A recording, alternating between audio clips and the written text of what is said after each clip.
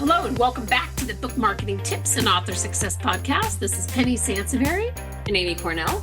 And we're really excited about this episode in particular because this is something that we have actually struggled with. And it's, it's always a challenge when you have a lot of pieces, when you have a lot of moving parts. And if you've been marketing your book, even if you have just one book out for a while, there's stuff that you just forget, right? I mean, I cannot tell you how many conversations, just by full disclosure, that Amy and I have had about the website, for example, like, well, how is this still a thing? Like, how is this widget still on there? How is this? And we don't often make time to do like a house cleaning, which can present a problem because stuff gets outdated, websites don't get updated, different, bios don't get updated, things like that. So we thought that on the 27th of December, hope you all had a good holiday, to those who celebrate. And this lull kind of in between Christmas and New Year's is a really good time to check all the things. And, an example of this is I talked to an author a couple of weeks ago and was looking at their website, and they still had coming soon on the top banner of the website for a book that had already been out for a year, right? And those, and look, this is not a fault-finding mission. Those are things that we just forget. And by the way, I have to start this off by saying that we never mean to hurt anybody's feelings in the shows that we do. But we did get our first angry email from somebody who thought that we were offensive. So we're very sorry. Actually, it was all about Amy. Apparently I'm not offensive. Apparently Amy's offensive. I'm just kidding. But so we never mean to hurt anybody's feelings. Sometimes we're just, a lot of the reviews talk about the fact that we are very truthful. And I think that you as an author benefit more from that than from us sugarcoating stuff. And let's face it, nobody wants to have traffic coming to their website announcing something that is old news, frankly, because what that does, it makes you look like you're not paying attention to your own book. And I get it. Again, we have faced the same things where all of a sudden I'm like, oh my gosh, Amy, how does this page on our website still exist when it's something that we haven't done for a year or more? Mm-hmm. It just happens when you have a lot of moving parts. Amy, we've seen this a ton, right? Yeah. It means you're doing, in theory, I think if there are things you need to refresh, revise, reboot, it means you're putting in the effort, Yeah. Because if you're doing nothing, then nothing's ever going to break or get outdated, right. So if you're putting in the effort, with that comes circling around and making sure everything is still up to date, top notch. We say it all the time, everything's your resume. And that's very true, because you have to realize and remember that your sales a lot of times are going to be based on someone's first impression with your brand. Yep. They may not buy the first time they get to meet you or get introduced to your book, but whether or not they come back and potentially buy later, definitely, is based on their first impression. And so little things that seem like not a big deal, they tend to add up, and you just never know how they're going to hit with somebody else, Yeah. And, it's one of those things too, Penny, that I think based on kind of what our backgrounds are, what our personal preferences are, what we do for a living, it's amazing what things may stick with somebody that wouldn't bother the next person, So it's like, I'm definitely, when it comes to word use and things like that, or updating dates, when you talk about your website, especially like upcoming books, things like that, it seems like a very minor offense. Say your book's already out and your website says it's still forthcoming. It seems like a minor offense, but at the same time for the reader, it's like, but you want me to spend money on that? And you can't even You know what I mean? Yeah. So you just never know how it's going to come across to somebody else. So the easier version, it really is just kind of crossing your T's, dotting your I's, and doing a little housekeeping. Well, and the other piece of it though too is, and it's interesting because this actually, the trickle down effect of this is kind of in everything that we do. So even when I teach classes, I mean, a lot of these events will say, "Hey, send us your slide deck months before the event," which I never do because the topics that I speak on, Amazon mostly, get outdated very quickly. So I always update my slide deck just before I teach the class. But the other piece of it though too that I really have to kind of check myself on is all the data, is everything that I'm sharing, up to date. And because things change, not only the Amazon piece of it, that things change so quickly, but even like at the beginning of the year, my slide decks were like, oh, my new book just came out, blah, blah, blah. And that obviously has to get changed because it's embarrassing, when people, and, this is kind of like a real time example of seeing this in person, like when you're standing there or you're teaching on Zoom and like, oh, well, here's my brand new book. Oh, but yeah, okay, well, it's 9 months old. It's like it has kind of that impact that you're not really paying attention. So I Hmm. think the first place to really double check is going to be your website. So it's easy to forget our websites. Amy and I get it. Like the website, the Author Marketing Experts website is almost 25 years old now. So obviously there's a lot of stuff in there that has to be cleaned out periodically and changed. But like I mentioned, the coming soon banner, make sure that that's gone. Make sure that and by the way, here's an interesting thing, make sure that all references to it are gone because when the number changed on how many books are published every day and year and month and whatever, there was somebody who wrote us about our website and said, hey, you still have this old number of how many books are published. And then here it says blah, blah. So you got to check all the pages, which I know sounds really annoying. And this is why I tell authors, look at if you're just starting out. And even, I mean, if you don't have to have 100 pages on your website, don't have 100 pages on your website. Right. I mean, because it's true, but just make sure that all references to whatever you're changing has been updated. Your social icons. So this is kind of a big thing, right? And I see this, I cannot tell you how many times I see this.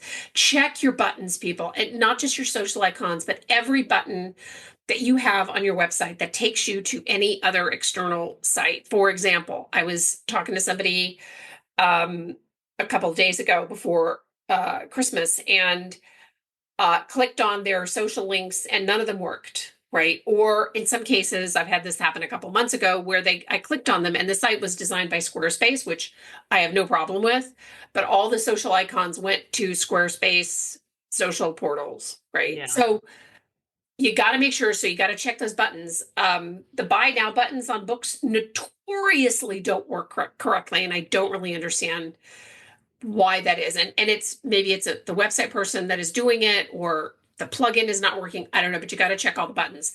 Um, if you've gotten rid of a social media portal, and I teach a class on how to market your book without social media, which ironically is one of the most popular classes that I teach, even more popular than the Amazon stuff because authors are like, oh my gosh, do I have to be on all these social sites? So maybe that was you this year and you you decided that you weren't really going to be a TikTok star and you decided to not, kick that to the curb.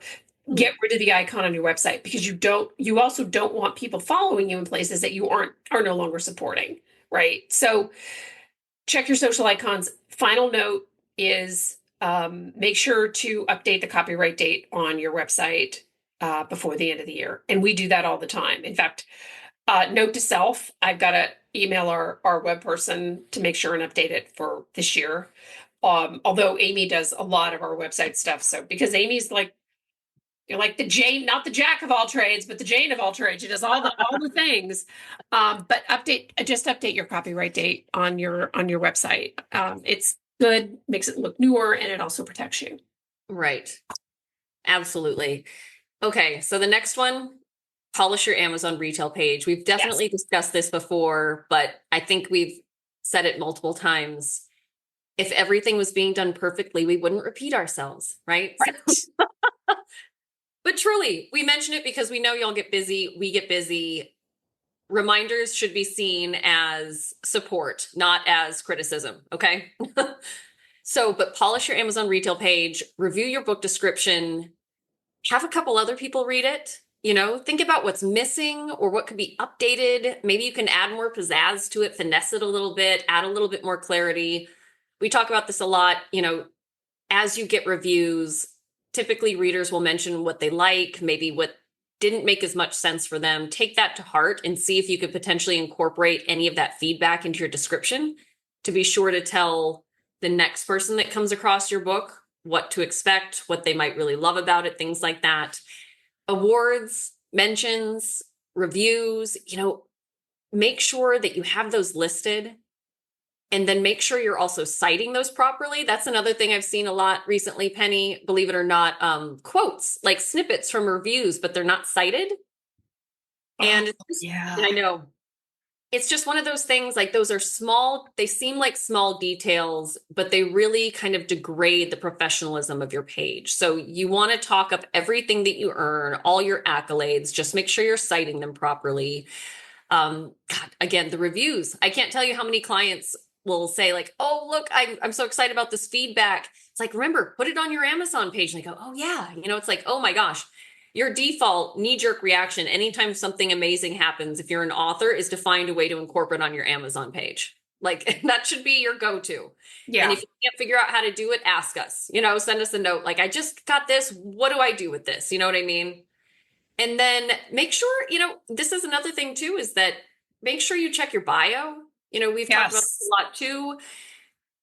As you evolve as an author, as a professional, as an individual, there should be ways to update your bio, make it sound more interesting. Again, I think also, Penny, as you get more confident in your author ability, I know it's kind of hard sometimes, I think, to come up with a bio when it's your first book, because you're like, oh my gosh, I don't know what to do with this.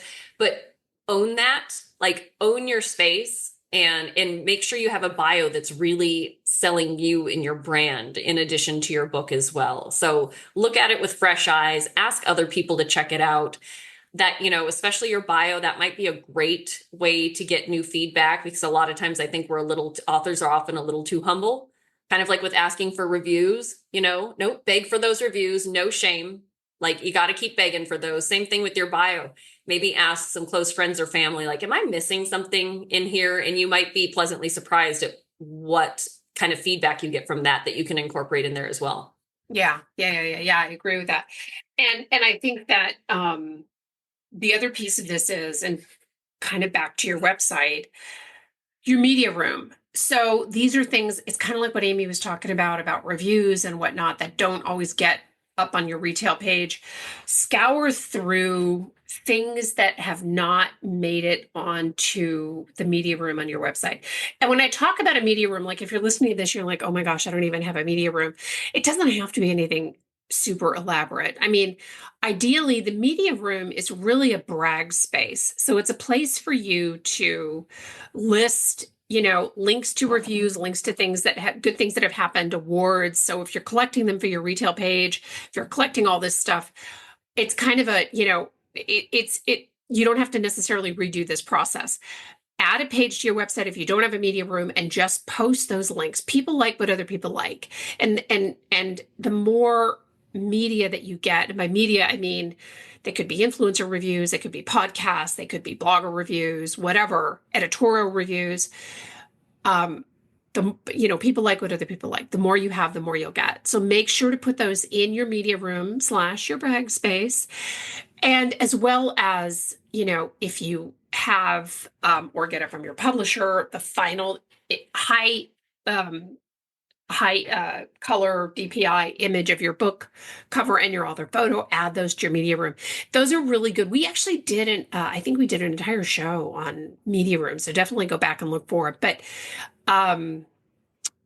it's a really good place. So in the new year, as you get new reviews and people who want to do stories on you, whatever, you can just direct them to the media room to get that visual content, right? To get the cover, your book cover and things like that.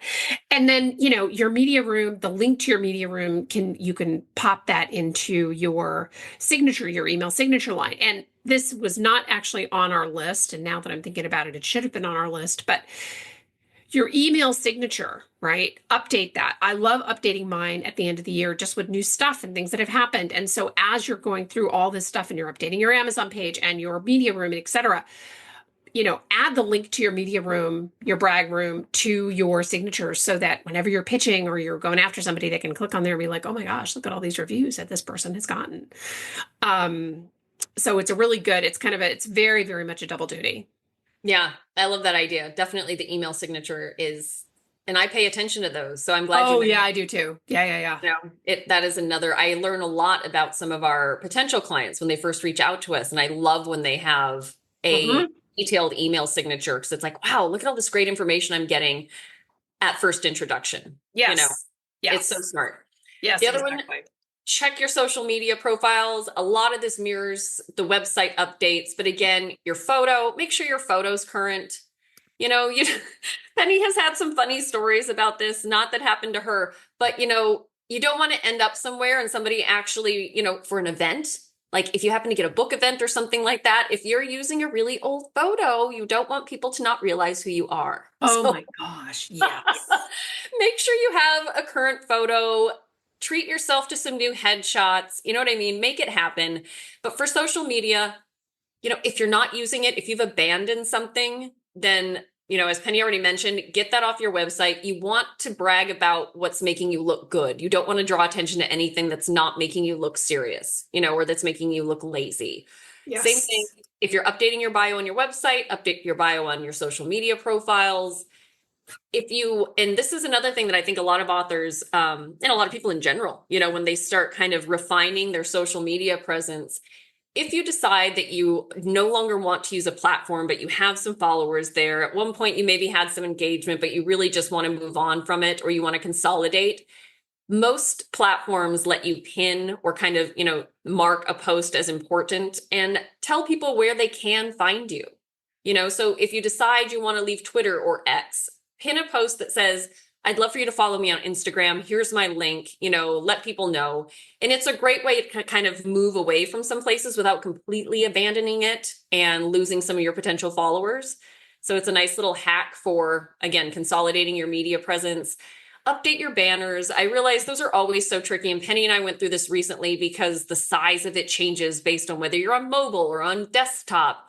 And it's sometimes hard to get them exactly right for everything. But it's definitely worth updating those. If you don't have one at all, make one. If you have one that's older, update it. And then here's another one for planning ahead. If you have a new book coming out next year at all, start creating those images now. And then you can bank for when your book comes out, and you can actually put them up in advance and say, hey, keep an eye out for my upcoming book. And then you've got something static that's working for you to build up buzz that is already done and it's up there and people are waiting to get that next announcement about when it releases, Yeah, absolutely. So the next one, this is something, oh my gosh. So we updated an element of our website this year, and we got away from a service. So whenever somebody goes to like one of my events or something, or if we have a special promo, we send them to a page that kind of captures our information so that we can deliver whatever the promo is, right? And so we got rid of that service and decided to just incorporate it into our website totally. Amy, the links that we... Oh my gosh, check your links, people. I'm telling you right now, this is the craziest thing. The last link I didn't even realize was in my book. And do you remember, like, we got the email and this guy was like, he was really nice. And he was like, hey, the link in your book goes to a 404 page, doesn't work. So I had to get the book. I mean, she just changed the link. Took her, an hour, not even that, to do it.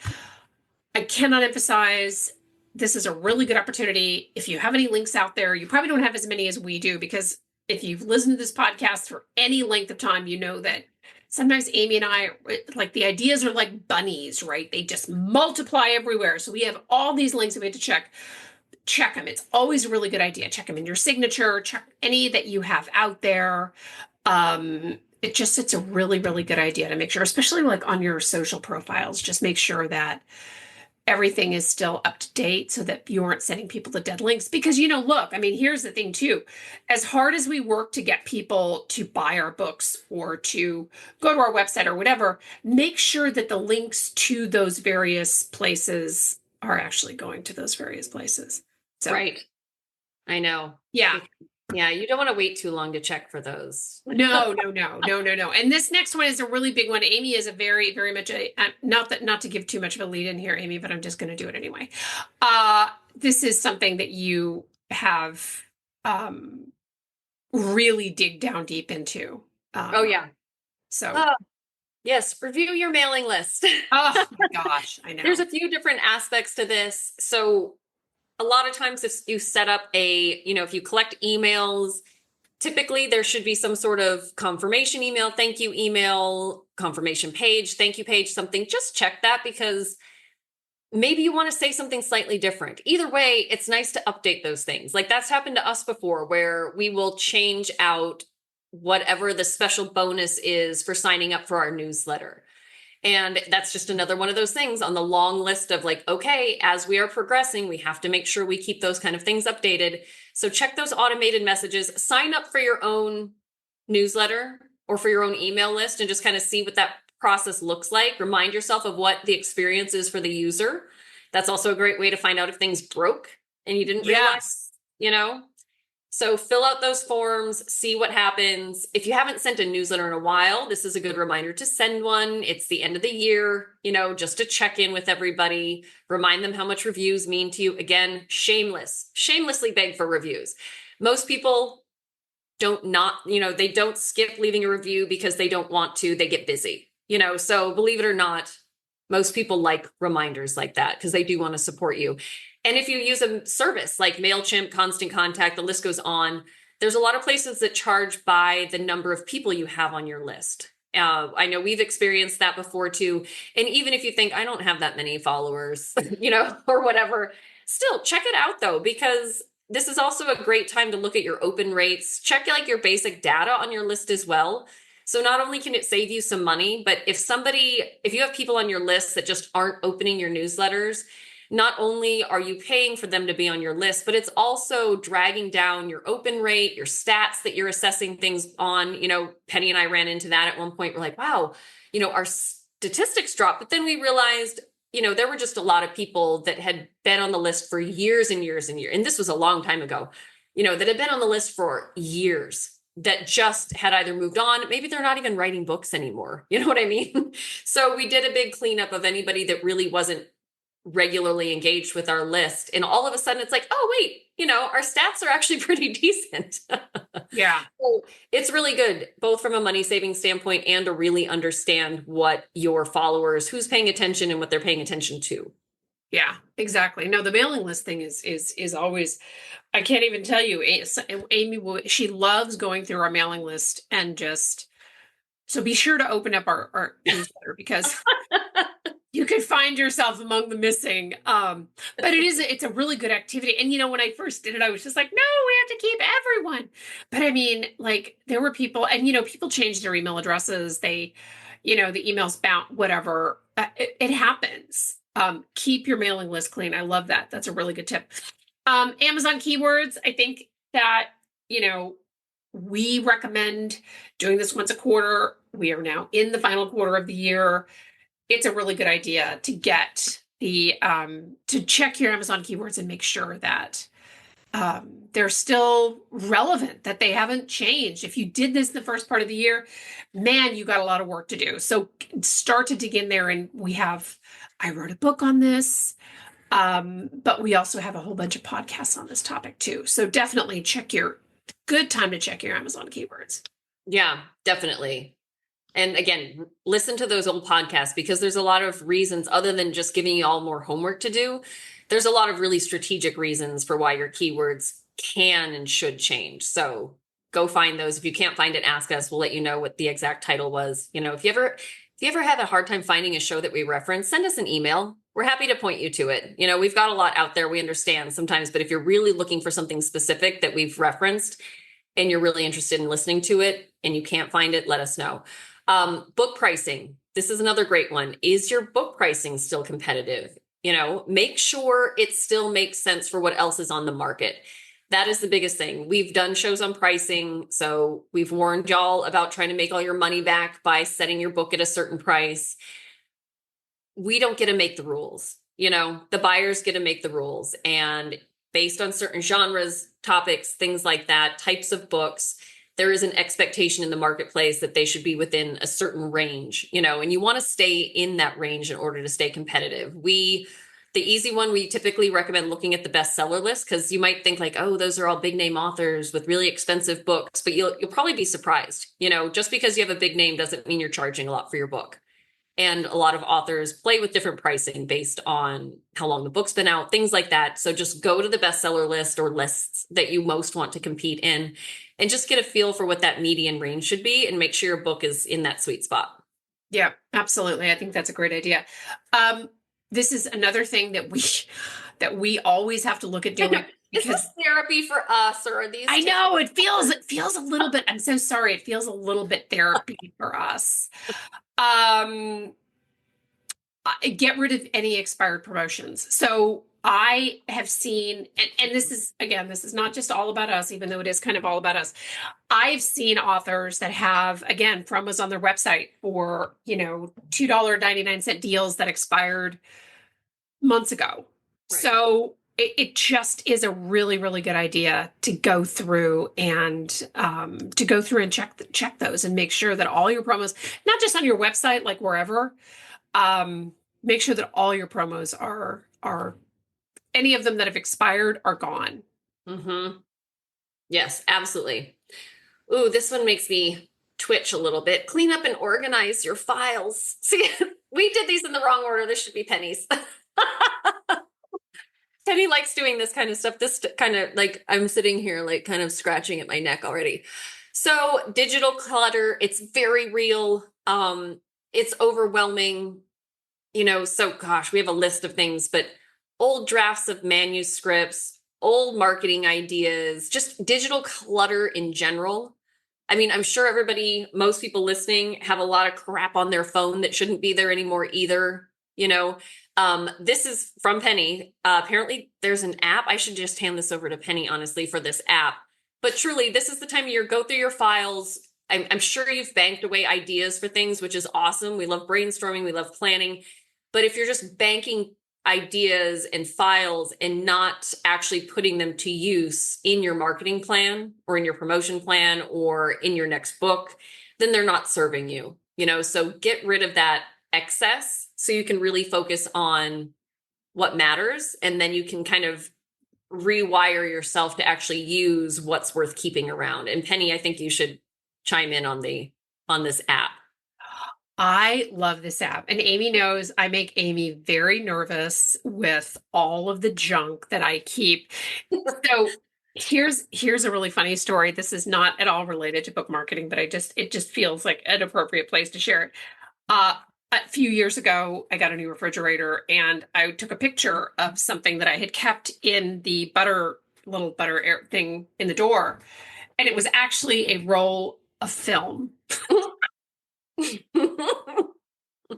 So that should give you an idea of what she's like. Why? How are you even able to function? I don't think those were her words exactly, but it was kind of implied. So I have a really hard time with this. I use an app called Swipe Wipe, which I love. I don't remember if there was a cost associated with it. It may have been like a one-time thing. It could have been free.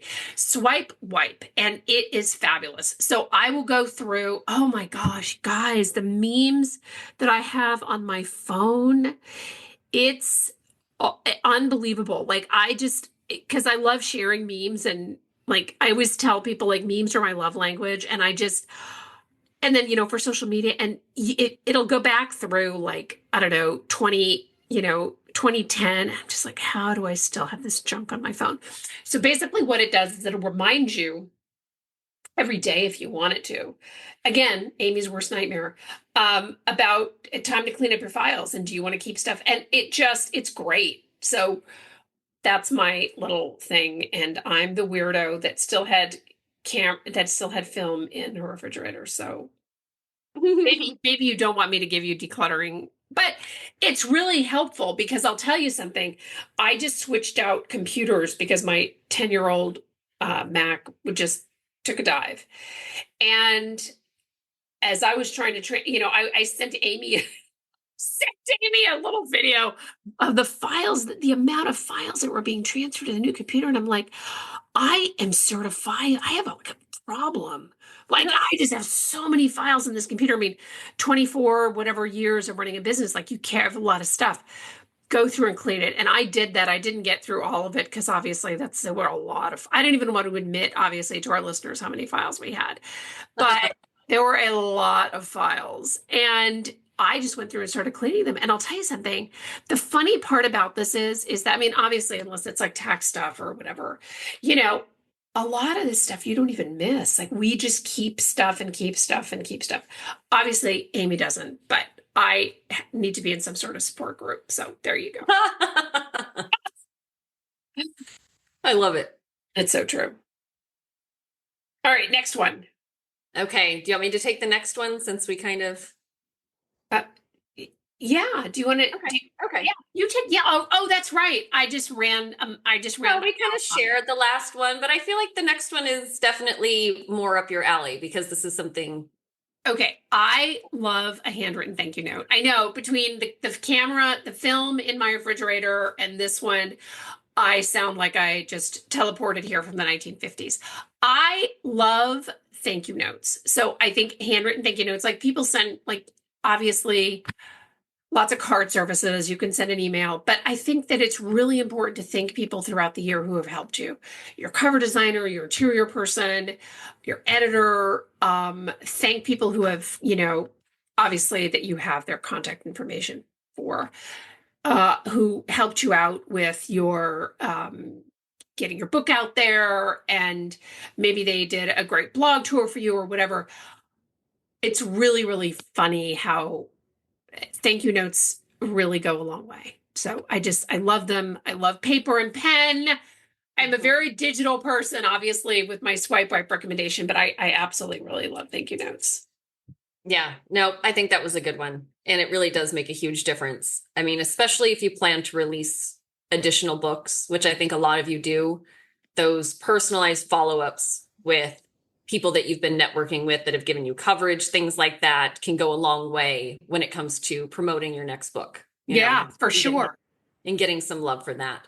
The next one, plan out your 2025 goals. Did this just hit everybody like a hammer? I mean, that's a heavy one, but it really is important. First step, download our planner. I'm sure most of you have already. If not, it's free. And we've designed it to be very user-friendly, and it includes prompts and things like that. So you're not just coming up with ideas on your own. The ideas are already there. You just have to put in the notes to make sure that you're sticking to it. And, it's true. This time of year is great to start planning for what you want to do for the new year, even if it's just for Q1. Start writing out some goals for your book release calendar, your marketing plans. It's a great way to hit the ground running in January versus letting January sneak up on you and then realizing it's February or March before you start getting really serious about it. So put a few ideas down to at least get you through the first few months of the year, and you'll be amazed at how much better it will feel starting your marketing off in 2025 with ideas already planned out.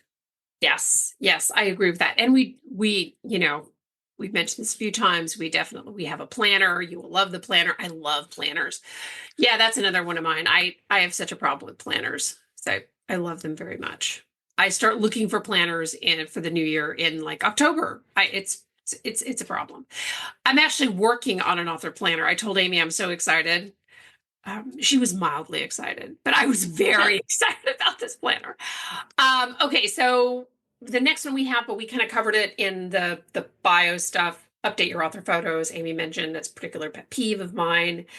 Now the next one, this one's going to save you money, or actually, I guess maybe the final one, although Amy, you take the bonus one.